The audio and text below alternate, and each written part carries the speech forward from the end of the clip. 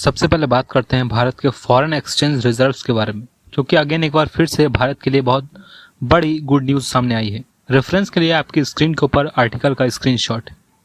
News निकल के आ रही है कि भारत के फॉरेन एक्सचेंज रिजर्व्स में पिछले एक हफ्ते में $9.9 बिलियन की बढ़ोतरी देखी गई है। यानी almost reserve bank of India के डेटा के अकॉर्डिंग भारत के फॉरेन रिजर्व के पास अब 716.9 बिलियन की फॉरेन रिजर्व करेंसी है। पिछले हफ्ते में भारत के फॉरेन एक्सचेंज रिजर्व्स में 14 बिलियन की बढ़ोतरी हुई थी। कहने का मतलब है पिछले 2 हफ्तों में भारत के फॉरेन रिजर्व ऑलमोस्ट 24 बिलियन बढ़ गए हैं।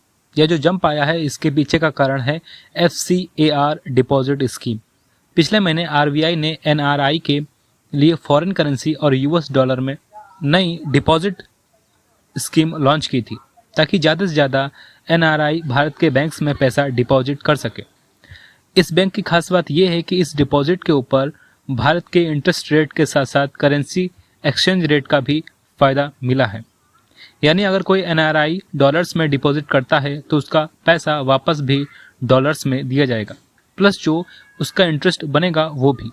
इसमें NRI के लिए बेनिफिट ये होगा कि 3 से 5 साल के बाद उनको डिपॉजिट के ऊपर इंटरेस्ट तो मिलेगा, लेकिन इंडियन रुपीज़ की वैल्यू डिप्रिशिएट होने का नुकसान उनको नहीं होगा।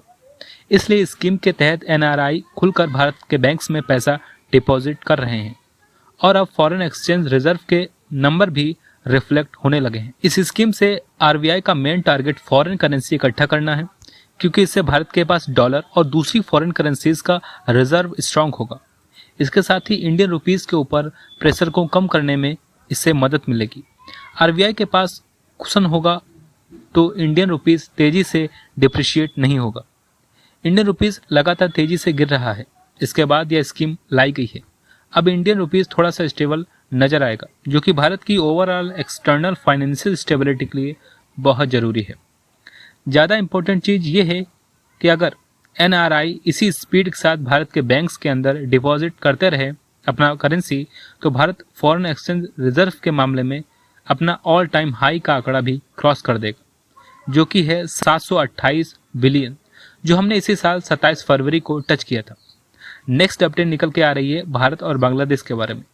रेफरेंस के लिए आपकी स्क्रीन के ऊपर आर्टिकल का स्क्रीनशॉट है। न्यूज़ निकल के आ रही है भारत की प्रेसिडेंट द्रौपदी मुर्मू बांग्लादेश के न्यूली अपॉइंटेड प्रेसिडेंट को एक लेटर लिखकर बधाई दी है। दरअसल बांग्लादेश में BNP पार्टी ने अपने लिए एक नया प्रेसिडेंट चुना है। इनका नाम है मिर्जा फखरुल और यह शेख हसीना के समय से ही अपोजिशन में BNP पार्टी से जुड़े थे। भारत को लेकर यह काफ़ी क्रिटिकल टाइम चल रहा है, क्योंकि हम भारत के लोग एक बराबरी का रिश्ता बनाना चाहते हैं। उधर से उनके फॉरेन स्पीकर ने कहा है हम भारत के आगे झुककर नहीं रहेंगे। यह भारत के साथ रिश्तों को मजबूत करने की बात भी बोलते हैं। यानी ये कहना है गलत नहीं होगा, बांग्लादेश भारत के लिए उतना एंटी नहीं रहेगा जितना बांग्लादेश के अंदर जमात और स्टूडेंट की पार्टी है। लेकिन पास्ट में इन्होंने भी भारत को लेकर उल्टे सीधे बयान दिए हैं। बांग्लादेश हमारा पड़ोसी देश है। जब भी बांग्लादेश में प्राइम मिनिस्टर या प्रेसिडेंट चेंज होता है, भारत की तरफ से हमेशा से एक बधाई संदेश भेजा जाता है। साल 1971 के बाद से यह ट्रेडिशन अभी तक फॉलो किया जा रहा है। ऐसे में प्रोटोकॉल्स को जारी रखते हुए भारत ने इस बार भी नए प्रेसिडेंट को बधाई दी और इंडियन प्रेसिडेंट की तरफ से बाकायदा एक लेटर भेजा गया। इस लेटर में द्रौपदी मुर्मू ने यह भी कहा कि भारत और बांग्लादेश का आपस में साझा बलिदान का हिस्ट्री रहा है। यानी दोनों देशों के लोगों ने एक साथ मिलकर बलिदान दिया है, सेक्रीफाइसेस किए हैं। करीबी सांस्कृतिक संबंध और दोस्ती है और भारत और बांग्लादेश के साथ हम दोनों देश मिलकर इस साझेदारी को और मजबूत करना चाहेंगे। आपको क्या लगता है, लेटर भेजकर भारत ने क्या सही किया?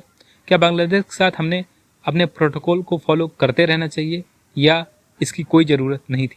कमेंट बॉक्स में ज़रूर बताएं। नेक्स्ट अपडेट निकल के सामने आ रही है यमन के पास से। रेफरेंस के लिए आपकी स्क्रीन के ऊपर आर्टिकल का स्क्रीनशॉट है। सोमालिया के पास जो पिछले कुछ दिनों से टर्किश वेपन्स और डिफेंस इक्विपमेंट से भरा एक शिप हाईजैक हुआ था, जिसमें 6 इंडियंस सवार थे। यह न्यूज़ हमने कवर की थी, लेकिन अब न्यूज़ निकल के सामने आ रही है एक और इंसिडेंट हो गया है। गल्फ ऑफ एडन के पास एक MT सीबू बन नाम के ऑयल टैंकर शिप को यमन की कोस्ट के पास से पायरेट्स ने हाईजैक कर लिया है। पिछले वीडियो में हमने सोमाली वाली हाईजैक की डिटेल्स शेयर की थी। अब यह जो यमन के कोस्ट के पास टैंकर शिप हाईजैक हुआ है, इसमें टोटल 20 क्रू मेंबर्स थे, जिनमें से 16 इंडियंस हैं।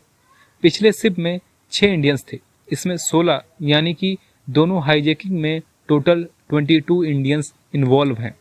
22 इंडियंस को पायरेट्स ने अपने कब्जे में ले रखा है। इंडियन गवर्नमेंट का कहना है कि हम सोमालिया और यमन की गवर्नमेंट के साथ लगातार कॉन्ट्रैक्ट में हैं। इन 22 इंडियंस की सेफ्टी को इंश्योर करने के लिए हर संभव मदद हमारी इंडियन गवर्नमेंट की तरफ से भेजी जा रही है।